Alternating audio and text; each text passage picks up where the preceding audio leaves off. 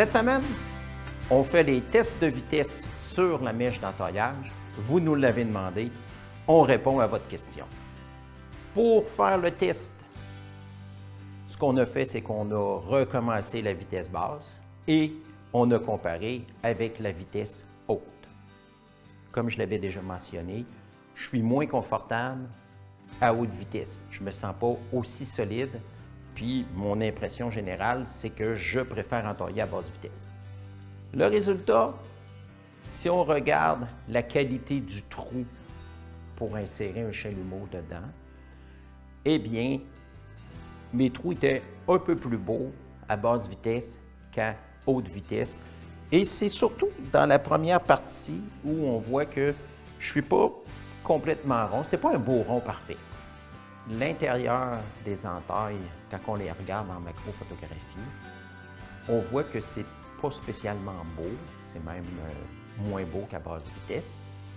Et quand on regarde dans la coupe micro, là, on voit qu'il y a beaucoup des vaisseaux qui ne sont pas ouverts. Alors là, je me retrouve dans la situation où, pour moi, avec ma mèche, mon confort, mes entailles à haute vitesse ont des vaisseaux qui ne sont pas bien dégagés. Le trou n'est pas parfaitement rond. Et quand on a regardé l'image au ralenti, quand on perce, on s'est aperçu que je bouge à haute vitesse dans le démarrage de l'entaille. Et ça, c'est probablement ça qui explique pourquoi mon trou n'est pas spécialement beau. Quand on regarde l'image au ralenti, on peut voir que le mouvement en haut et en bas n'est pas égal. Je monte, je descends un peu avant de stabiliser une fois que c'est bien entré assez longtemps dans le trou. Là, on n'a pas fait de ralenti vu d'en haut pour voir gauche-droite, mais on s'imagine aussi que ça va faire la même chose.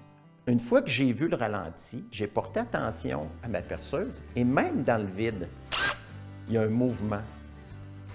On voit que ma perceuse bouge parce que la rotation qui est rapide crée un mouvement sur la perceuse que je ne suis pas capable, moi, d'annuler au moment de percer.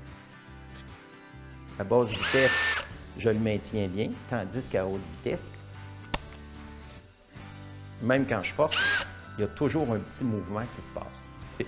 Pour toutes ces raisons-là, je vais continuer, moi, à entailler à basse vitesse avec ma mèche préférée.